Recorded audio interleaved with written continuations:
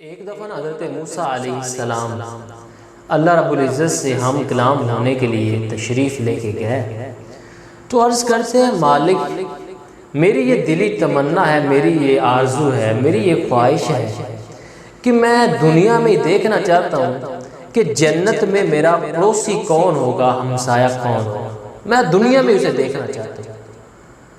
تو اللہ رب العزت نے ارشاد فرمایا، اے میرے پیارے موسیٰ، وہ جو فلاں قصاب ہے نا، وہ جو قصائی ہے، وہ جو پھٹے پہ بیٹھ کے گوشت بناتا اور بیچتا ہے، وہ جنت میں تیرا پڑوسی ہوگا، تیرا ہمسایہ ہوگا۔ تو حضرت موسیٰ علیہ السلام کا تجسس اور بھی بڑھ گیا، آپ تلاش کرتے ہوئے وہاں پہنچے۔ اس قصائی کو دیکھنے کے بعد آپ کے ذہن میں یہ سوال پیدا ہوا کہ میں آخر دیکھوں تو صحیح کہ یہ کون سا ایسا عمل کرتا ہے کہ جس عمل کے صدقے میں اللہ نے اسے میرا پڑوس نصیب فرمایا۔ حضرت موسیٰ علیہ السلام وہاں ہی نہ کہیں سائیڈ پہ بیٹھ گئے اور صبح سے لے کے شام تک دیکھتے رہے، لیکن حضرت موسیٰ علیہ السلام کو اس کا کوئی ایسا خاص عمل نظر نہ آیا جس سے پتہ چلتا ہو کہ اس عمل کے صدقے میں اللہ نے اسے حضرت موسیٰ علیہ السلام کا پڑوس نصیب فرمایا۔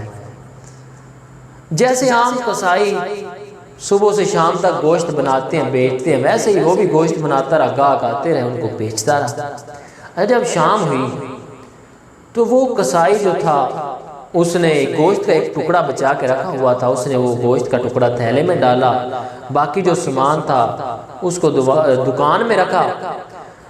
سامان وغیرہ سمیٹنے کے بعد جب وہ گھر جانے کی تیاری کرنے لگا تو حضرت موسیٰ علیہ السلام قریب ہوئے اور فرمانے لگے کہ میں مسافر ہوں اور رات تیرے پاس ٹھہرنا چاہتا ہوں۔ اچھا، ایک بات یہاں بڑی قابل غور ہے کہ وہ تھا تو حضرت موسیٰ علیہ السلام کا امتی، حضرت موسیٰ علیہ السلام کا امتی تھا، ان کا کلمہ پڑھتا تھا، مگر وہ شکل سے واقف نہیں تھا، وہ حضرت موسیٰ علیہ السلام کو پہچانتا نہیں تھا۔ لہذا جب حضرت موسیٰ علیہ السلام نے اجازت مانگی تو اس نے کہا ٹھیک ہے، کوئی مسئلہ نہیں، موسٹ ویلکم، جی آیا نو سات بسم اللہ، تسی ایک رات کی دو راتاں رکو۔ اسے اجازت دے دی۔ حضرت موسیٰ علیہ السلام اس قصائی کے ساتھ اس کے گھر چلے گئے، تشریف لے گئے۔ اس قصائی نے حضرت موسیٰ علیہ السلام کو نا ایک چارپائی پہ بٹھا دیا اور خود وہ جو گوشت کا ٹکڑا اس نے تھیلے میں ڈالا تھا اسے نکالا، اس کو تیار کیا، دھویا، ہنڈیا میں ڈالا اور گوشت تیار کرنا شروع کر دیا۔ ساتھ ہی اس نے آٹا تیار کیا اور روٹیاں بھی تیار کرنا شروع کر دی۔ جب کھانا تیار ہو گیا تو اس نے کھانا برتن میں ڈالا۔ سین میں نا ایک بڑی ضعیف العمر ایک اماں جی لیٹی ہوئی تھی، تو وہ اس اماں جی کے پاس گیا اور کہنے لگا کہ ماں جی اٹھیں اور کھانا کھا لیں۔ پھر اس نے اپنی ماں جی کو اپنے ایک بازو کا سہارا دیا اور بٹھایا اور دوسرے ہاتھ سے نا لقمے توڑ کے اور اس جو گوشت کا شوربہ تھا اس میں بھگو کے نرم کر کے ماں جی کے منہ میں ڈالتا رہا۔ جب ماں جی کا پیٹ بھر گیا تو اس نے یوں اشارہ کیا جیسے بندہ کہتا ہے کہ بس بھی بس، تو وہ قصائی رک گیا، اس نے ماں جی کو ویسے ہی مٹا دیا اور برتن سمیٹنے شروع کر دیا۔ وہ جو اماں جی تھی، اب حضرت موسیٰ علیہ السلام دیکھ رہے ہیں، وہ جو اماں جی تھی اس نے نا یوں آسمان کی طرف اپنے ہاتھ بلند کیے دعا کے لیے اور نا دعا مانگنا شروع کر دی، منہ سے کچھ بولنا شروع کر دی۔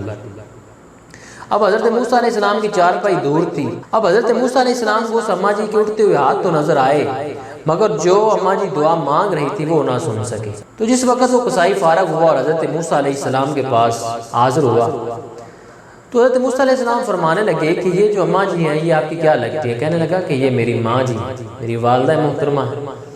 تو حضرت موسیٰ علیہ السلام نے فرمایا کہ کیا تو روزانہ ان کی ایسی خدمت کرتا ہے؟ تو عرض کرتا ہے جی جناب، میں روزانہ ان کی ایسی خدمت کرتا ہوں۔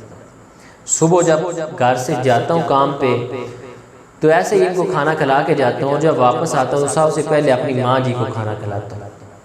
تو حضرت موسیٰ علیہ السلام فرمانے لگے اچھا تو مجھے یہ بتا کہ جس وقت تو نے اپنی ماں کو کھانا کھلایا تو کھانا کھانے کے بعد تیری ماں نے تیرے لیے دعا کیا کی؟ تو کہنے لگا کہ جناب بس ماں ہوئی نا، جب بھی میں ان کی خدمت کرتا ہوں پیار میں آ کے محبت میں آ کے بس دعائیں دیتی ہیں۔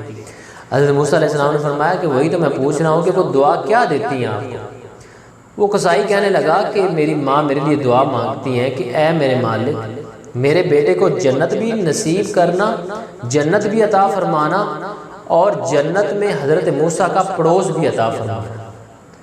تو بس ماں ہیں، محبت میں دعا کر دیتی ہیں، کہاں حضرت موسیٰ کی ذات اور کہاں ہمارے جیسے گنہگار، ہم کو ان کا پڑوس کیسے مل سکتا ہے؟ ان کی تو مقام پتہ نہیں کتنا بلند ہوگا اور ہمارا مقام پتہ نہیں کہاں نیچے ہوگا۔ حضرت موسیٰ علیہ السلام فرمانے لگے مبارک ہو تیری ماں کی دعا قبول ہوگی۔ تو قصائی کہنے لگا کہ آپ یہ بات کیسے کر رہے ہیں؟ تو حضرت موسیٰ علیہ السلام فرمانے لگے کہ میں ہی موسیٰ ہوں اور میں نے اللہ سے پوچھا ہے کہ اے مالک مجھے دنیا میں ہی دکھا دے کہ میرا جنت میں مسایہ کون ہوگا، تو میرے رب نے یہ فرمایا کہ وہ جو فلاں قصائی ہے نا وہ جنت میں تیرا ہمسایہ ہے، اور تجھے جو جنت میں میرا پڑوس ملا ہے اس عمل کے صدقے جو تو اپنی ماں کی خدمت کرتا ہے اس وجہ سے تجھے میرا پڑوس نصیب ہوا ہے۔ تو ناظرین کرام، اگر آپ بھی دنیا و آخرت میں سرخرو ہونا چاہتے ہیں، دنیا آخرت میں کامیاب ہونا چاہتے ہیں، تو اپنے والدین کی دعائیں لینا شروع کر دیں۔ ایک ہوتا ہے دعا لینا اور ایک ہوتا ہے دعا کروانا۔ دعا لینے میں اور دعا کروانے میں بہت فرق ہے۔ دعا کروانے کا مطلب یہ ہے کہ آپ کسی سے بھی کہہ دیں گے، اپنے ماں سے، باپ سے، کسی بزرگ سے کہ جناب میرے لیے دعا کریں، اور ایک ہوتا ہے دعا لینا کہ آپ کوئی ایسا عمل کرتے ہیں کہ جس کی وجہ سے ان کے دل سے دعا نکلتی ہے آپ کے لیے، اور وہ جو دعا ہوتی ہے نا وہ پھر عرش تک پہنچتی ہے، اور وہ دعا کبھی رد نہیں ہوتی۔ تو اس دعا کے ساتھ میں اپنی بات ختم کر رہا ہوں کہ جن کے والدین اس دنیا سے رخصت ہو گئے، اللہ پاک ان کی مغفرت فرمائے اور انہیں جنت الفردوس میں اعلیٰ مقام عطا فرمائے، اور جن کے والدین حیات ہیں انہیں اپنے والدین کی قدر کرنے کی، ان کی خدمت کرنے کی توفیق عطا فرمائے۔